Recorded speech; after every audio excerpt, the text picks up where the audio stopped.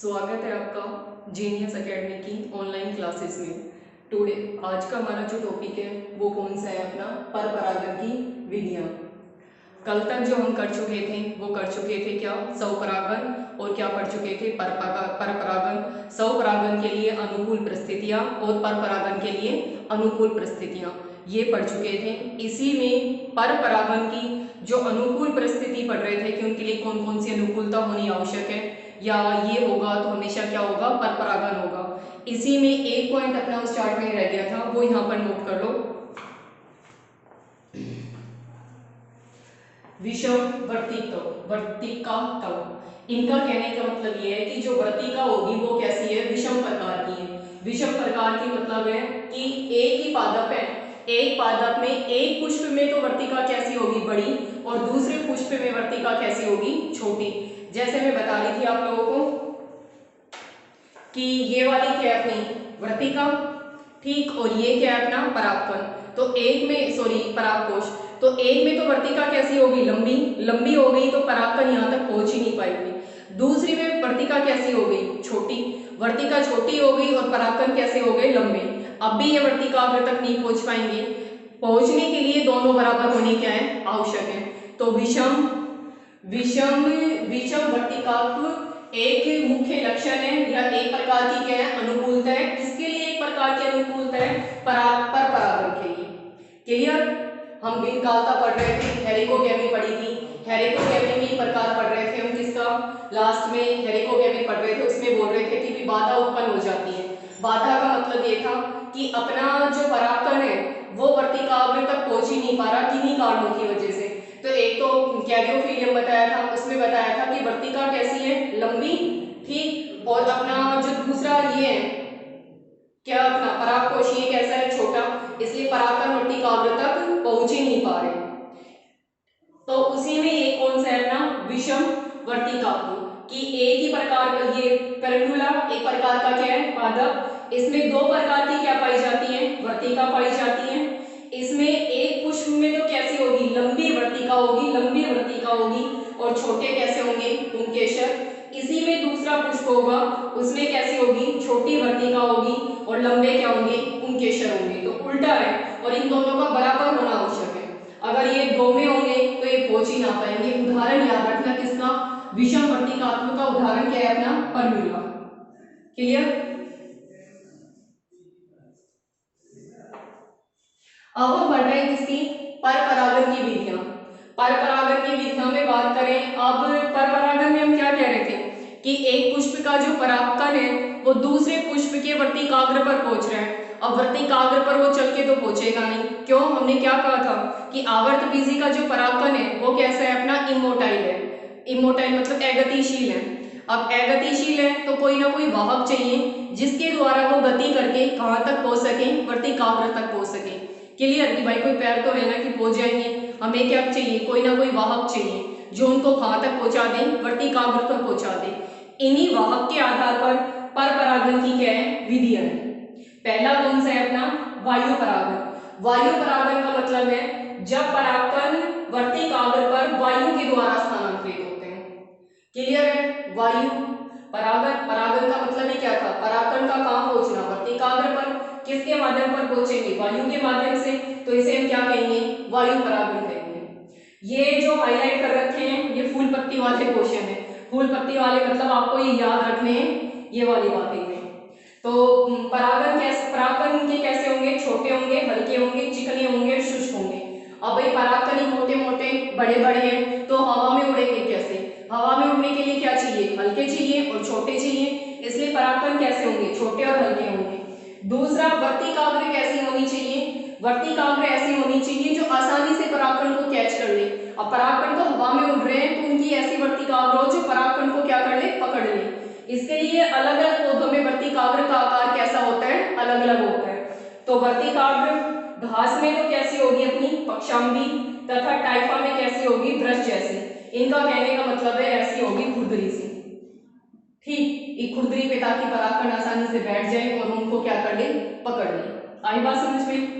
दूसरा, वायु परागण। वायु परागण का मतलब है जब परागण की क्रिया किसके द्वारा हो, वायु के द्वारा हो, तो उसे हम क्या कहेंगे, वायु परागण कहते हैं। और इनके ये परागण कैसे होते हैं, छोटे होते हैं, हल्के होते हैं, चिकने होते हैं और शुष्क होते हैं। दूसरा, वर्तिकाग्र कैसी होगी अपनी घास में, तो कैसी होगी, पक्षांगी। ये याद रखना, इनमें वर्तिकाग्र तो कैसी होती है, खुरदरी। पक्षांगी का मतलब याद है, पढ़ते थे सेल बायोलॉजी में, पक्षांगी इस तरह से, सीलिया जैसी, ठीक। और टाइफा में कैसी होगी, ब्रश जैसी, ब्रश टूथ ब्रश वाली, ऊपर की तरफ कैसे ऐसे दांत से हैं, ताकि यहाँ पर ये परागकण को आसानी से पकड़ सके। तो ये इनकी विशेषता है। एक तो ये कैसे होंगे, छोटे और हल्के होंगे, और वर्तिकाग्र कैसी होगी अपनी, इस आकार की होगी। ये उदाहरण दे रखे हैं। अगला कौन सा है अपना, जल परागण। जल परागण का मतलब है जो परागण की क्रिया किसके द्वारा स्थानांतरित, या परागकण किसके द्वारा स्थानांतरित हो, अपने जल के द्वारा हो, या परागण की क्रिया किसके द्वारा हो, जल के द्वारा हो, तो उसे हम क्या कहेंगे, जल परागण कहेंगे। क्लियर। जल परागण का मतलब है परागकण का स्थानांतरण किसके द्वारा होगा, जल के द्वारा होगा। ये जो उदाहरण दे रखे हैं अति महत्वपूर्ण, मतलब बहुत ही ज्यादा इंपॉर्टेंट है, फूल पत्ती वाले क्वेश्चन है, ये याद रहने चाहिए। ये सारे के सारे कैसे हैं, जलीय पौधे हैं, पर जलीय पौधे होने के बावजूद भी इनमें जल के द्वारा परागण नहीं हो रहा, इसलिए इनका याद रखना। पहला कौन सा है अपना, पोटोमोजेटोन। दूसरा कौन सा है अपना, मीथोफिलम। निम्फिया, निम्फिया अपना क्या है, कमल है। ये क्या है अपना, लिली है, पढ़ी होगी ना, जल लिली, जलीय लिली। तो ये है, ये पाए किसमें जा रहे हैं, जल में। तो साधारणतः हमें ये लगेगा, कोई ये पूछेगा कि कमल में परागण किसके द्वारा होगा, तो आप सोचोगे कमल कहाँ है अपना, जल में, तो परागण किसके द्वारा होगा, जल के द्वारा ही होगा। नहीं, निम्फिया में जो परागण होगा वो किसके द्वारा होगा, कीट के द्वारा होगा। तो ये याद रखना कि निम्फिया में किसके द्वारा होगा, कीट के द्वारा। पोटोमेजेटोन में किसके द्वारा होगा, वायु के द्वारा। मीथियोफिलम, ये दो अलग अलग नाम है, मीथियोफिलम में भी किसके द्वारा होगा, वायु के द्वारा होगा। अब जल परागण के क्या है, प्रकार है, दो प्रकार है। एक तो कौन सा है अपना, अधोजल परागण। दूसरा कौन सा है अपना, अधिजल परागण। अधो नीचे की तरफ, अधि ऊपर की तरफ। संधि विच्छेद कर लो, जो मैं हमेशा कहती हूँ, अधो को अलग कर लो, जल को अलग कर लो, अधि को अलग कर लो, जल को अलग कर लो।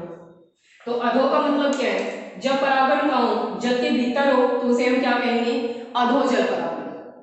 समझ रहे हो, तालाब है, तालाब में क्या होगा, नीचे की तरफ नीचे है, तो जब परागण किसके द्वारा होगा, जल के भीतर होगा, तो उसे हम क्या कहेंगे, अधोजल परागण कहेंगे।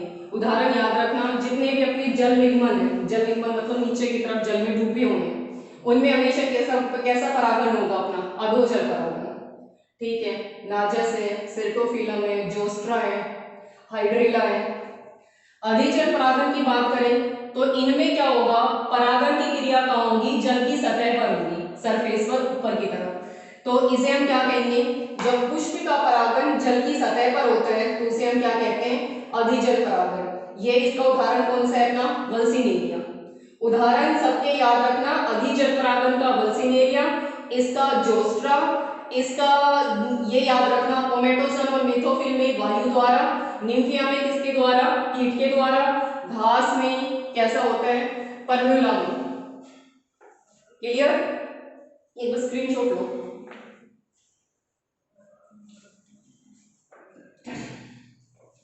अब तो मैंने बुक के जो पेज थे अपने आरबीएससी बोर्ड की, उसकी पीडीएफ आप लोगों को भेज दी है। अब मुझे ये एक्सक्यूज नहीं दोगे कि आपके पास बुक नहीं है, बाकायदा अच्छे से समझ में आ रहा होगा। और जब चैप्टर कंप्लीट हो जाएगा तो आपको क्या मिल जाएगा, नोट्स मिल जाएगा। तरीका मैंने बता दिया था, एक बार क्या देखो, वीडियो देखो, फिर क्या पढ़ना, बुक को रीड करना, और वीडियो को दोबारा देखो। वीडियो फटाफट देख लो, 30 मिनट की वीडियो है, स्पीड करके बढ़ा लो। पहली बार नॉर्मल स्पीड में देख लो, इसके बाद दूसरी बार देखो तो आप स्पीड बढ़ा लो। जितनी बार देखोगे वो लेक्चर उतनी बार आपका क्या हो जाएगा, रिवाइज हो जाएगा। तो एक बार उसे पढ़ के उसकी फॉर्मेलिटी नहीं करनी है आप लोगों को कि हाँ मैंने ये वीडियो देख लिया तो मेरा लेक्चर हो गया। रिवीजन का भी क्विक रिवीजन है कि आप स्पीड बढ़ाओ, फटाफट देखो कि इसमें मैम ने ये इंपॉर्टेंट बात की थी, उसे नोट करो, और ये चार्ट आप लोगों को ड्रॉ करना है। क्लियर, तो एक बार देख लो। पर परागण की हम क्या कर रहे थे, अनुकूलता। अनुकूलता में ये वाला पॉइंट रह गया था उस चार्ट में, कौन सा, विषम वर्तिकात्व का। इसमें पर्म्यूला है, पर्म्यूला में क्या होंगे, दो प्रकार की क्या पाई जाती है, अपनी वर्तिका पाई जाती है। एक पुष्प में तो वर्तिका कैसी होगी, लंबी, और दूसरे पुष्प में वर्तिका कैसी होगी, छोटी। वायु परागण किसके द्वारा, वायु के द्वारा। कैसे होंगे, छोटे व हल्के। वर्तिकाग्र कैसी होगी अपनी, पक्षांगी। पक्षांगी मतलब ऐसी डंडी जैसी, सीढ़ियां जैसी। और दूसरे में कैसी होगी अपनी, ब्रश जैसी, ब्रश की ऐसी। इसके बाद जल, जल में इंपोर्टेंट क्या है अपना, पोटोमोजेटोन मेथोफिल, वायु निम्फिया कीट द्वारा। अधोजल, जल के नीचे क्या है अपना, जोस्ट्रा, नोजस, और क्या है अपना, सेटोफिलम। अधिजल परागण का मतलब जल की सतह पर, जल की सतह पर, और जल की सतह पर किसमें होगा, वल्सिनेरिया में। क्लियर,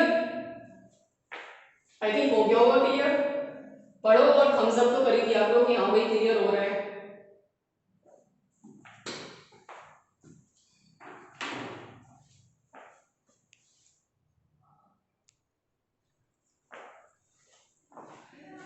परपरागण की विधियां, इससे लास्ट जो चार्ट था उसमें परपरागण की विधियों के बारे में दो कवर की थी, जल के द्वारा, और एक कौन सी थी, वायु के द्वारा। जो नेक्स्ट विधि है वो किसके द्वारा है, कीट के द्वारा। कीट परागण, वही जब परागकण कीटों की सहायता से कहां पर पहुंचे, वर्तिकाग्र पर पहुंचे, तो उसे हम क्या कहते हैं, कीट परागण कहते हैं। समझ गए, ये परागकण क्या होंगे, कीटों पर चिपकेंगे, कहां पर पहुंचेंगे, वर्तिकाग्र पर पहुंचेंगे, उसे हम क्या कहेंगे, कीट परागण कहेंगे। तो ये किसमें, मधुमक्खी, पतंगा, तितली, टाटिया, बीटल, ये किसका काम करते हैं, परागण का काम करेंगे। मतलब वाहक होंगे परागकण के, कहां पहुंचने के लिए, वर्तिकाग्र पर पहुंचने के लिए। ठीक, ये याद रखना इंपॉर्टेंट है, स्टार लगा लो कि 80% जो कीट परागण होगा वो किसमें होगा, मधुमक्खियों में। और मधुमक्खियों में जो पुष्प कैसे होंगे, पीले रंग के होंगे, पीले रंग के होंगे। उन पुष्पों में अधिकतर जो परागण होगा वो किसके द्वारा होगा, मधुमक्खियों के द्वारा होगा। कीटों में बता दिया भाई, कीटों की सहायता से परागकण कहां पहुंचेगा, वर्तिकाग्र में। इंपॉर्टेंट जो रोल है वो किसका है अपना, मधुमक्खी का है। 80% काम कौन करती है अपनी, मधुमक्खी करती है। और अधिकतर इनके लिए कैसे होने चाहिए, पीले रंग के पुष्प होने चाहिए। पुष्प, अब कीट क्या होंगे, आकर्षित पुष्पों की तरफ कब होंगे, जब वो कैसे होंगे, रंगीन होंगे, चमकदार होंगे, मकरंद युक्त होंगे, और इंपोर्टेंट है कैसे होंगे, गंध युक्त होंगे। जैसे सरसों का फूल है, अजीब सी महक आती है, गेंदा है, उसमें भी क्या आती है, महक आती है। तो उस महक के कारण कीट उनकी तरफ क्या होंगे, आकर्षित होंगे। कीट आकर्षित तो हो गए, बदले में उन्हें कुछ मिलना भी चाहिए, तभी तो पुष्प पर बैठेंगे।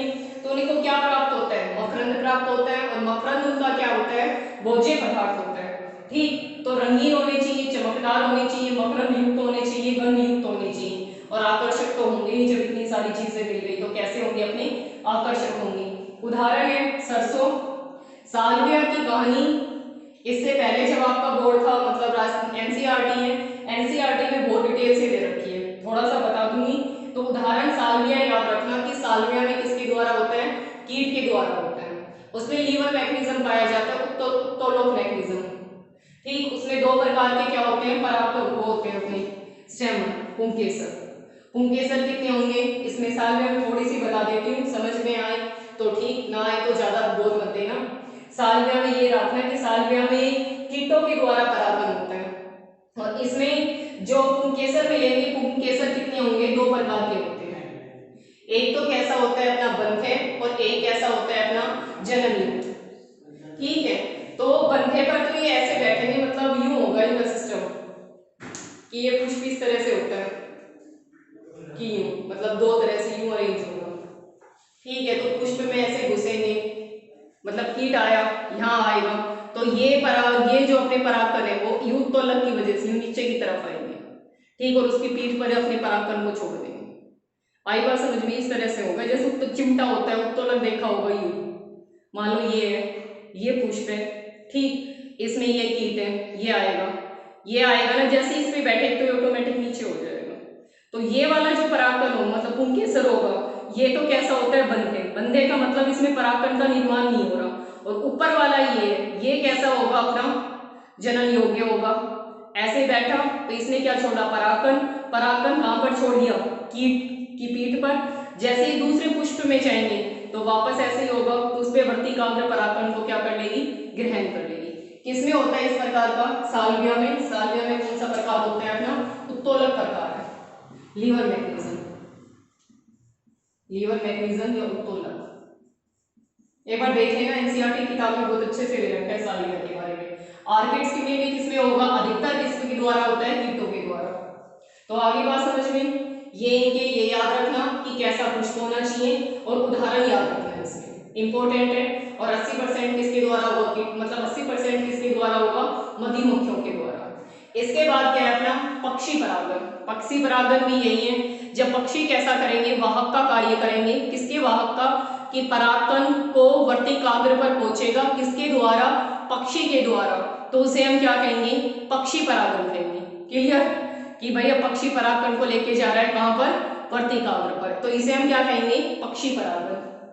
पक्षी परागण ये अधिकतर कहां होगा, अपना उष्णकटिबंधीय में, जैसे अपने उष्णकटिबंधीय पौधों में क्या होगा, पक्षियों द्वारा क्या होता है, परागण। इसके बाद अब पक्षी आ रहे हैं, पक्षी की चोंच कैसी होती है, लंबी। तो ऐसा पुष्प होना चाहिए कि वो मकरंद को निकाल ले, ठीक, आराम से उसकी चोंच आ जाए।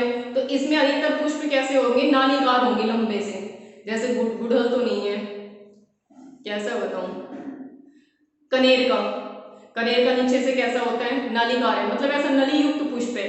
तो इसमें क्या भरी हुई है, मकरंद, तो चोंच मार मार के वो आसानी से उस मकरंद को क्या कर सके, खा सके। तो इनमें पुष्प कैसे होंगे, नालीकार। उदाहरण किसका बताया इसने, तंबाकू का। प्याले नुमा किसका होता है, बोतल ब्रश का। पुष्प कैसे होंगे, चमकदार होंगे, आकर्षक होंगे, मकरंद युक्त होंगे, पर इसमें गंध युक्त नहीं है। और इसमें कौन सा था, गंध युक्त।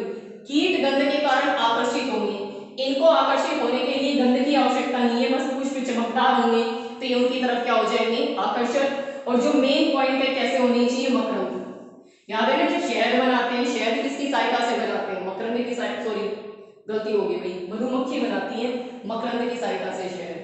तो इनका आहार होता है क्या, मकरंद। ये पक्षी है, गुंजन पक्षी है, शकरखोरा है, नेक्टेरिना है, ये किसका काम करते हैं, परागिक पक्षियों का काम करते हैं। किन किन में होगा, सेमल में, बिग्नोनिया में, पलाश है, ठीक। इसके बाद परागण किसके द्वारा हो रहा है, चमगादड़ के द्वारा, तो इसे हम क्या कहेंगे, चमगादड़ परागण। यहाँ ये कैसे होंगे, एक तो पुष्प कैसे होने चाहिए इसके लिए, बड़े होने चाहिए, क्योंकि भाई चमगादड़ काफी बड़ी है, ठीक, छोटे से पुष्प से तो वो मकरंद कैसे ग्रहण करेगी। तो पुष्प कैसे होने चाहिए, बड़े होने चाहिए। दूसरा, उनमें मकरंद की मात्रा क्या होनी चाहिए, ज्यादा होनी चाहिए। तो कई बार क्या होती है, चमगादड़ मकरंद और कीट पतंगों की खोज में पुष्पों पर आती है, आएगी, दूसरे पुष्प पर बैठेगी, तो चमगादड़ के द्वारा परागण होगा। किसमें होगा, कदम्ब में, कचनार में, बालमखीरा में। कचनार सुना होगा, कदम जो अपने गांव में होता है, ठीक। इसके बाद ये कह रहे हैं कुछ घेंगे के द्वारा भी होता है, सांप के द्वारा भी होता है, गिलहरी के द्वारा भी होता है। मतलब ये सब इन शॉर्ट ये है कि किसी से भी परागण चिपक कर कहाँ पहुंच गया, वर्तिकाग्र पर पहुंच गया, वो ही वाहक का काम करेगा और वो ही क्या हो गई, अपनी विधियां हो गई। इधर देखो एक दोबारा, कीट परागण किसके द्वारा, कीटों के द्वारा। कौन, मधुमक्खियां, पतंगी, तितलियां आदि। 80% किसके द्वारा होगा, मधुमक्खियों के द्वारा। पुष्प कैसे होने चाहिए, रंगीन, चमकदार, मकरंद युक्त और गंध युक्त। गंध और मकरंद दोनों इंपॉर्टेंट है। इसके बाद किसमें, सरसों में, साल्विया में। साल्विया में बताया था क्या, लीवर मैग्नीशियम उत्तलक पाया जाता है। आर्किड में। पक्षी परागण किसमें, उष्णकटिबंधीय पौधों में, पक्षियों के द्वारा होता है। पुष्प की शेप ऐसी होगी ताकि आसानी से परागकण को क्या कर सके, ग्रहण कर सके। तो पुष्प कैसे होंगे, नालीकार होंगे। प्याली नुमा किसमें पाया जाता है, बोतल ब्रश में। पुष्प चमकदार होंगे, आकर्षक होंगे और कैसे होंगे, मकरंद युक्त होंगे। पक्षी, गुंजन पक्षी, शकरखोरा, नेक्टेरिना, ये उदाहरण है। चमगादड़ के द्वारा क्या होना, परागण। इनके उदाहरण याद रखना, कदम, कचनार, क्योंकि क्वेश्चन नीट में ऐसे पूछ लेते हैं कि निम्नलिखित में किसके द्वारा परागण होता है, समझ गए। तो इसमें उदाहरण इंपॉर्टेंट है। अब इसमें तो क्या याद करोगे, चमगादड़ परागण में, वायु परागण में, इनके लिए इंपॉर्टेंट क्या है अपना, उदाहरण है। उदाहरण याद रखना कि किसमें किसके द्वारा होता है इंपॉर्टेंट। जैसे वर्सिंग एरिया था, जोस्टेरा है, ये अपना साल्विया है, ये इंपॉर्टेंट है, जो स्पेसिफिक हाईलाइट करके लिखा है आप लोगों को, तो उनको याद रखना, ठीक। एक बार तो स्क्रीनशॉट लो।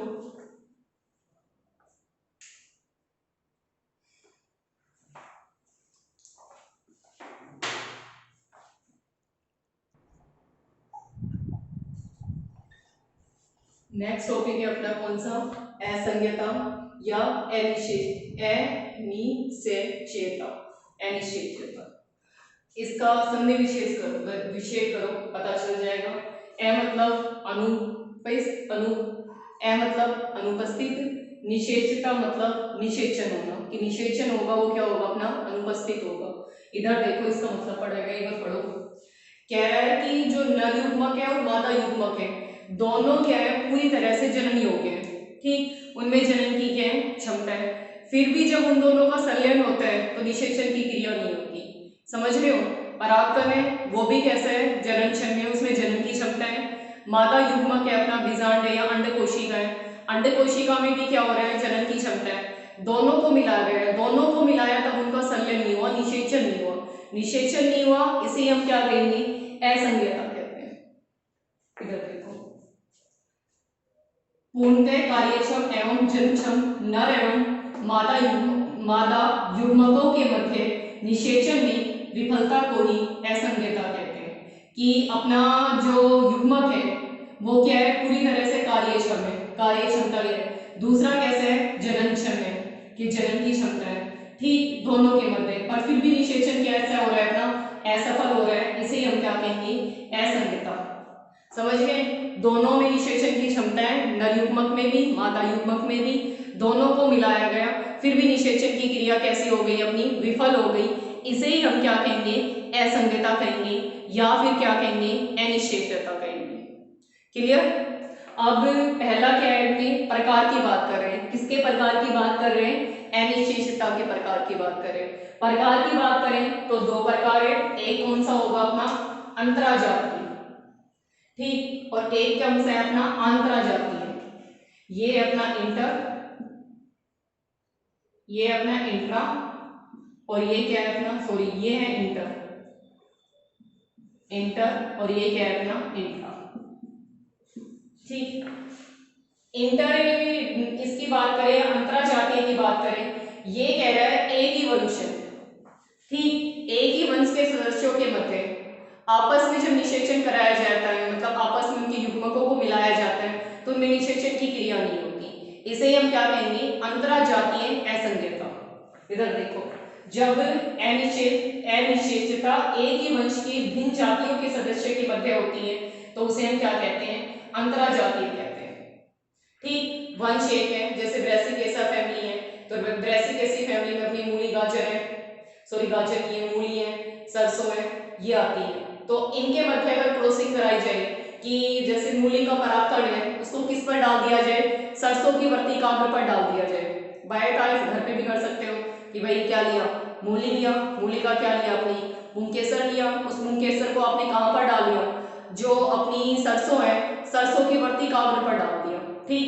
वर्तिकाग्र पर डालेंगे तो क्या देखते हैं हम उनमें निषेचन नहीं होता, मतलब आपको वहां से कोई फली दूसरी प्राप्त नहीं होगी, वो फूल वहीं की वहीं क्या हो जाएगा गिर जाएगा।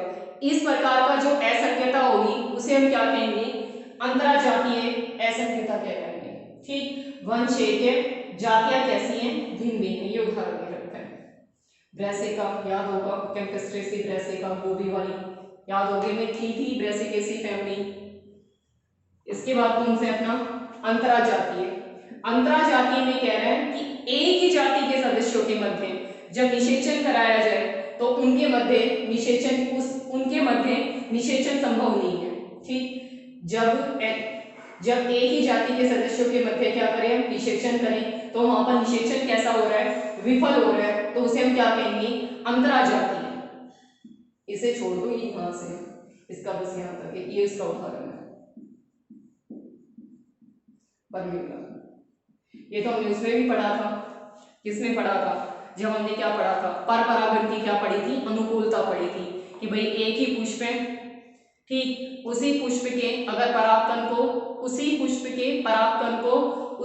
की वर्तिकाग्र पर अगर हम स्थानांतरित कर रहे हैं तो वो परागकण क्या हो रहा है अंकुरित नहीं हो पा रहा। पढ़ा था ना पर परागण में हमने अनिश्चयता में पढ़ा था कि भाई उसको करेंगे तो उनमें निषेचन ही नहीं हो रहा, और दूसरे पुष्प के एक तो पुष्प है, एक पुष्प का क्या है परागकण, और इस पुष्प के परागकण को दूसरे पुष्प की वर्तिकाग्र पर अगर स्थानांतरित कर रहे हैं तो उनमें निषेचन हो रहा है अंकुरन भी हो रहा है, ठीक, ये उदाहरण हमने किसमें पढ़ा था, फॉर्मूला में।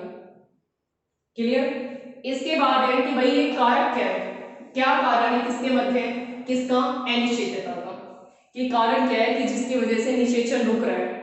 इसके मध्य आप जब निषेचन पढ़ोगे तो एक क्रिया होती है, किसके मध्य क्रिया होगी कि ये क्या अपनी वर्तिकाग्र, वर्तिकाग्र यहाँ पर, और यहाँ पर क्या आएगा, परागकण आएगा। परागकण और वर्तिकाग्र के मध्य क्या होगी, क्रिया होगी। ठीक, ये क्रिया पढ़ोगे निषेचन के टाइम। तो जब ये क्रिया होती है तो इस क्रिया के मध्य कुछ ऐसे कारक उत्पन्न होते हैं, उन कारकों की वजह से निषेचन की क्रिया या परागकण का अंकुरण क्या हो जाता है, रुक जाता है। आई बात समझ में। परागकण कहाँ पहुंचेगा, वर्तिकाग्र पर। तो वर्तिकाग्र और परागकण के मध्य क्या होती है, क्रिया होती है। इस क्रिया में विफलता आ जाती है। ठीक, विफलता आ गई मतलब परागकण अपना अंकुरित ही नहीं हो पा रहा। अंकुरित नहीं हो पाएगा तो आगे क्रिया रुक जाएगी। इधर देखो, ठीक, पराग और स्त्री केसर की पारस्परिक क्रियाओं के कारण क्या हो रहा है, ये हो रहा है। क्या होगा, कार्यकी तथा अकार्यकी कारण हो सकते हैं। कार्यकी के मतलब कि यहाँ पर कोई भौतिक मतलब कोई कार्यकी कारण है, कोई ऐसी क्रिया हो रही है, उस क्रिया के कारण इनका निषेचन क्या हो रही है, निषेचन में विफलता आ रही है। दूसरी अकार्यकी, ठीक, आकार में ऐसा कुछ हो रहा है जिसकी वजह से इनमें क्या हो रहा है, निषेचन में विफलता आ रहा है। इनके लिए उत्तरदायी कौन होंगे, जीन, क्योंकि यहाँ पर क्या क्रिया होगी, परागकण का जो प्रोटीन होगा बाहर की तरफ लेयर, हमने कहा था कि परागकण के बाहर स्पोरोपोलिनियम की परत है, स्पोरोपोलिनियम के बाहर की तरफ क्या है, अपना प्रोटीन पाया जाएगा। ये प्रोटीन वर्तिकाग्र के साथ क्या करेगा, क्रिया करेगा। अब ये इनको नियंत्रण कौन कर रहा है, हमने पढ़ा था ना जीन नियंत्रण में, जब हमने ट्रांसक्रिप्शन ट्रांसलेशन पढ़ा था, जीन कंट्रोल पढ़ा था, तब बताया था। तो इनको नियंत्रित कौन करेगा, जीन करेगा। ठीक, इनके प्रकार है, इनके कारक के प्रकार दो प्रकार है। एक तो है युग्मकोभिद अनिश्चेयता और दूसरी कौन सी, अपनी बीजाणुभिद अनिश्चेयता। युग्मकोभिद अनिश्चेयता का मतलब है कि अनिश्चेयता के लिए अपना नर युग्मक उत्तरदायी है। ठीक, नर युग्मक में कुछ नर युग्मक है, वो स्त्री केसर पर कुछ ऐसी क्रिया कर रहे हैं जिसके कारण अपना पराग मतलब अपनी जो अंकुरण की क्रिया है वो क्या हो रही है, रुक रही है। समझ गए। युग्मकोभिद अनिश्चेयता का मतलब है कि नर युग्मक है वो उत्तरदायी है किसके लिए, निषेचन की विफलता के लिए। युग्मकोभिद से कर दिया। अगला कौन सा है अपना, बीजाणुभिद। बीजाणुभिद का मतलब बीजाणुभिद, इसका कहने का मतलब है कि इनमें बीजाणुभिद संरचना होगी, वो क्या होगी, अनिश्चेयता के लिए कैसी होगी, उत्तरदायी होगी। बीजाणुभिद का मतलब है फूल है, कोई तना है, मूल है, ये वाली संरचना। ठीक, तो एक बार दोबारा देखो, असंगता या अनिश्चितता। असंगता का मतलब है कि जो अपने नर युग्मक है, मादा युग्मक है, दोनों में क्या है, जन्म की क्षमता है, दोनों क्या है, अपने कार्यशील है। फिर भी जब दोनों का संलयन किया जाता है तो निषेचन की क्रिया कैसी हो जाती है, अपनी विफल हो जाती है। इसे हम क्या कहेंगे, असंगता। ठीक, विफल हो गई। इसके बाद क्या है, प्रकार। प्रकार में क्या है, दो प्रकार है। एक तो क्या है अपना अंतरजातीय, अंतरजातीय, एक कौन से अपना आंतरजातीय। अंतरजातीय में क्या होगा, जब अनिश्चितता किसके मध्य हो रही है, एक ही वंश की जातियों के मध्य। ये मैंने ब्रेसिकेसी का बताया था, गाजर और उसका गाजर नहीं, मूली और सरसों के उदाहरण से मैं बता रही थी, या मूली हो या बंद गोभी का बताया था कि भाई आप ऐसे डालोगे तो आपको वहां पर फूल की फॉर्मेशन नहीं होगी। तो इसमें क्या हो रहा है, वंश एक है, जातियां क्या है, अलग है।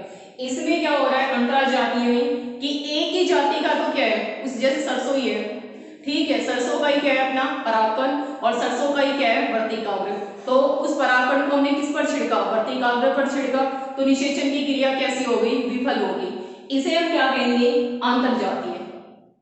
ठीक, ये किसके लिए होता है, अपना परपरागण, स्वपरागण को रोकने के लिए कि भाई एक ही पुष्प है, उस पुष्प का परागकण उसी पुष्प की वर्तिकाग्र पर ना गिरे, जब वो परागकण दूसरे पुष्प की वर्तिकाग्र पर गिरता है तो वहां जाके क्या हो जाएगा, अंकुरित हो जाएगा।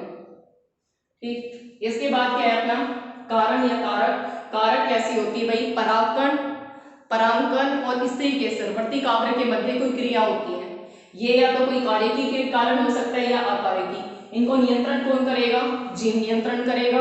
नियंत्रण ये दो के कारण होगा, एक तो होगा युग्मकोभिद स्व अनिश्चेयता, दूसरी कौन सी अपनी बीजाणुभिद स्व अनिश्चेयता। युग्मकोभिद स्व अनिश्चेयता का मतलब है कि अपना नर युग्मक है वो उत्तरदायी है, किसके लिए उत्तरदायी आई है? निषेचन की विफलता के लिए। और इसमें कौन सी होगी अपनी बीजाणु बीज संरचना होगी, वो उत्तरदायी होगी किसके लिए? निषेचन की विफलता के लिए। क्लियर? तो एक बार चार्ट को स्क्रीनशॉट लो।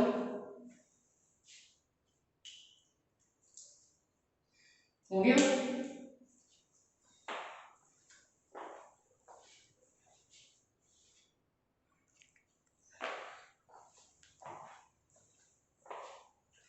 तो आज के क्वेश्चन नोट करो, 2 क्वेश्चन है इसी टॉपिक से रिलेटेड। लिखो, साल्विया में किस विधि से परागण होता है? मतलब वाहक क्या है साल्विया में? लिख लिया? इसके बाद अगला क्वेश्चन, वल्सीनेरिया में किस विधि से परागण की क्रिया होती है? क्लियर? थर्ड क्वेश्चन लिखो।